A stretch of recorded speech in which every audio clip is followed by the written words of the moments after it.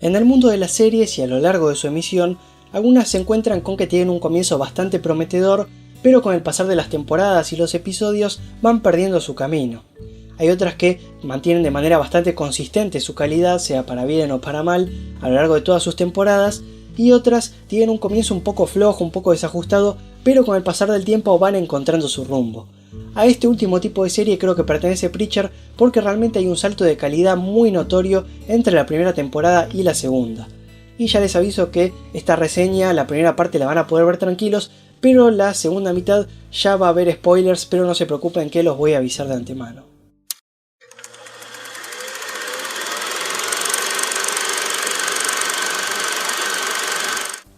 Los que hayan visto mi primera reseña sobre Preacher, tal vez recuerden algunos de los puntos para mejorar la serie a futuro, como terminar con los prólogos y presentaciones para pasar a la acción, menos drama entre los personajes y más santo de los asesinos. Por suerte, pero sin ser perfecta, la serie parece haber respondido a casi todas las quejas en su segunda temporada. Para empezar, le pierde el miedo al humor aumentando la cantidad de gags, incluyendo algunos diálogos delirantes a lo Tarantino, de parte de Cassidy por supuesto. 70 million circumcisions every year. Did they report? And that's just in this country. Think about that. You know what, Cassidy? I don't want to. 70 million baby boys' foreskins, right? Severed, harvested, piled up, shoved into bloody warehouses, and you don't want to know what they're using them for. Who's the they, Cassidy? The oligarchs. It's big business.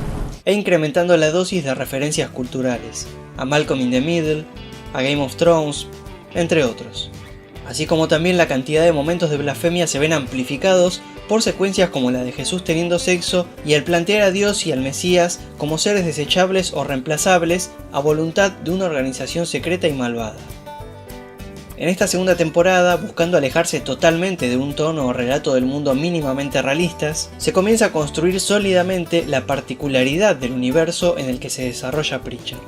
Un infierno carcelario y organizado, plegarias de los creyentes grabadas en cintas, armas sobrenaturalmente indestructibles y las almas como un producto mercantil son algunas de las características que conforman el peculiar mundo de Preacher. Asimismo, como la serie ya cuenta con un repertorio bastante amplio y variado de personajes, ahora tiene que narrar la historia de una manera menos unificada que en la primera temporada, y así es como se van contando varias líneas en paralelo, que a la vez no tiene miedo de ahondar en lo que es el pasado de la historia y presentar nuevos personajes. En esta temporada hizo su aparición Herr Starr, el principal y más regular antagonista a lo largo de toda la novela gráfica, quien es el líder de El Grial, una organización religiosa que quiere dominar el mundo y en este universo también es la principal fuerza que maneja los hilos del cristianismo y se encarga de los falsos profetas y los nuevos mesías. A pesar de que Herr Starr es más serio, a diferencia de en los cómics en donde era retratado como un personaje más bien malhumorado y gruñón, termina siendo una excelente incorporación a la serie que por suerte no se demoró demasiado. Parte de la gracia de Herr Starr es ver cómo un personaje tan particular interactúa con el mundo. Es así que acaba siendo uno de los que más lugar le da al humor en la serie. Como cuando, recreando un memorable gag del cómic, Hoover malinterpreta un pedido de Herr Starr o cuando vemos cómo fue que llegó a liderar el Grial. En una secuencia que resulta en el que hasta ahora es uno de los gags de la serie más divertidos y que mejor capta la esencia del personaje y del cómic en general. Describe perfecto a Herr Starr mostrándolo como una persona sin escrúpulos, inteligente y con una forma de pensar y carácter muy particulares. También cabe destacar el buen trabajo de su mano derecha, con Featherstone como la creyente incondicional y dispuesta a todo, y Hoover como el subordinado torpe, formando un dúo simpático que se complementa bien entre sí y que logra aún mejor química cuando hacen trío con Herr Starr. Respecto a Eugene, se rompió lo que se había planteado en la primera temporada donde, tras haber sido enviado al infierno, solo aparecía como un cargo de conciencia para Jesse.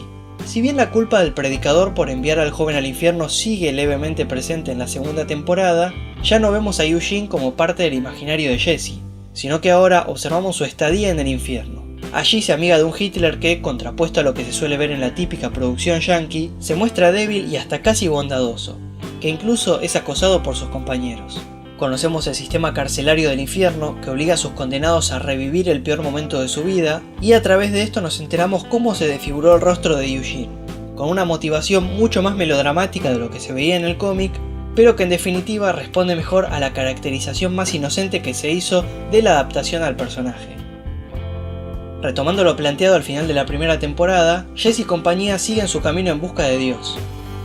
En su viaje, Cassidy se encuentra con Dennis y vemos cómo afianzan su relación en una línea que tal vez se estira un poco demasiado para el interés que genera. Pero a pesar de esto, resulta interesante que a través de ella se muestren algunos dilemas que se presentan al ser un vampiro inmortal, así como también nos empiezan a introducir a Jamus, un personaje del que por ahora no sabemos prácticamente nada y que en los cómics no existe como tal. Pero Cassidy no es el único con dificultades personales. A lo largo de esta temporada los tres protagonistas tienen sus propios problemas, como Jesse, que más allá de estar buscando a Dios, empieza a descuidar su relación con sus amigos, y Tulip, que la empieza a invadir una sensación de vacío. Y si hablamos de dramas personales, hay que hablar también de los problemas en la relación entre Jesse y Tulip, que ya son un punto flojo en la serie y que se viene arrastrando desde la temporada anterior. Sobre todo cuando se dedican a escarbar en el pasado, mostrándonos lo difícil que les resultó concebir a su bebé, que de hecho termina siendo un capítulo un poco largo y prescindible para lo que cuenta. Exactamente lo mismo sucede con la atracción que Cassidy tiene por Tulip, lo cual ya fue motivo de queja en la reseña pasada y parece que se va a extender aún más. Creo que algo que podría alivianar los dramas a veces un poco pesados que tiene la serie sería tomar a los tres protagonistas y unirlos en pos de un mismo objetivo, hacerlos formar un equipo y ver cómo juegan las distintas características, personalidades y relaciones de cada uno de forma individual y de manera grupal frente a un mismo objetivo. Vamos por último con quien por ahora es el antagonista principal, el Santo de los Asesinos, que había sido contratado por Los Ángeles para matar a Jesse, y nos enteramos que encuentra al predicador cuando éste usa a Génesis. Esto da lugar a situaciones interesantes donde Jesse debe contenerse de usar la palabra, no solo para que el santo no lo encuentre, sino porque, contrario a lo que sucedía en los cómics, el vaquero no se ve afectado por el poder de Génesis. Este fue un cambio bien empleado que le dio al santo una imagen de máquina de matar imparable que realmente se siente en la pantalla. Por otro lado, nuevamente la serie ahonda aún más en el pasado del personaje y vemos que, si bien el santo siempre fue un hombre duro, también supo tener un lado humano y que hasta fue un hombre de familia, dándole así más profundidad al personaje, volviéndolo más querible y recordándonos que no es simplemente un asesino funcional a la trama. Y a partir de este punto del video vamos a entrar en spoilers porque me gustaría comentar un poco algunas cuestiones que sucedieron más avanzada la temporada.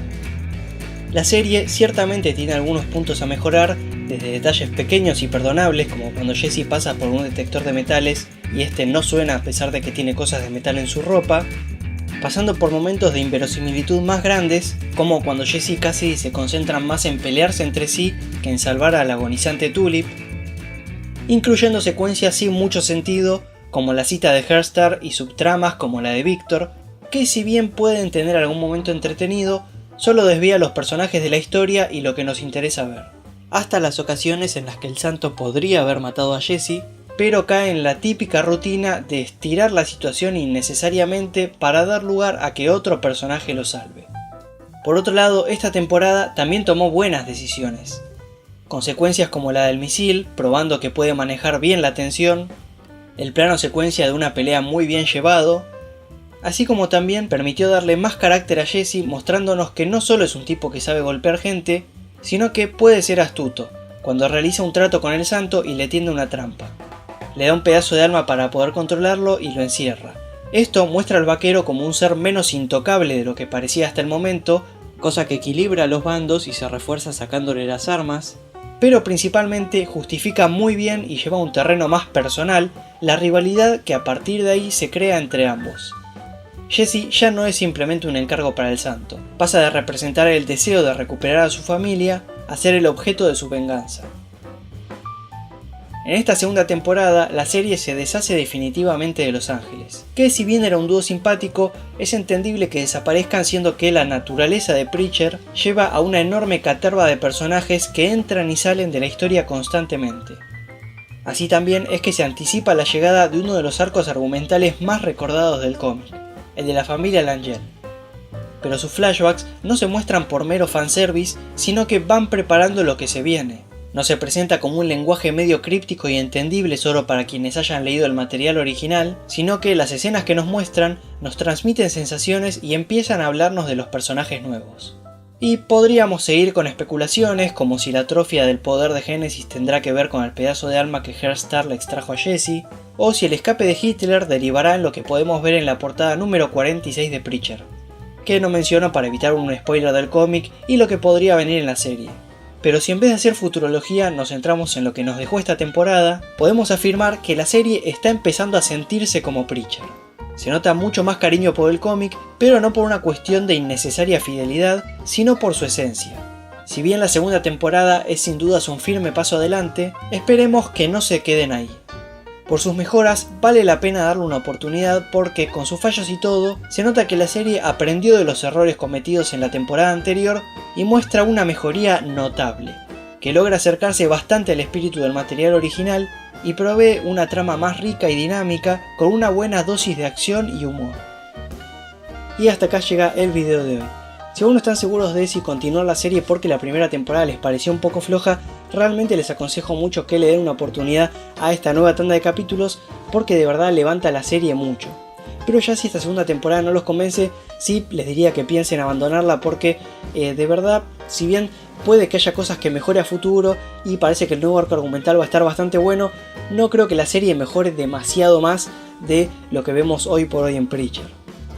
Si aún no están suscritos a mi canal, les aconsejo que se suscriban para más reseñas y análisis sobre cine y series, y ya les anticipo que el próximo video va a ser un análisis sobre lo que son las composiciones y los encuadres en Mr. Robot.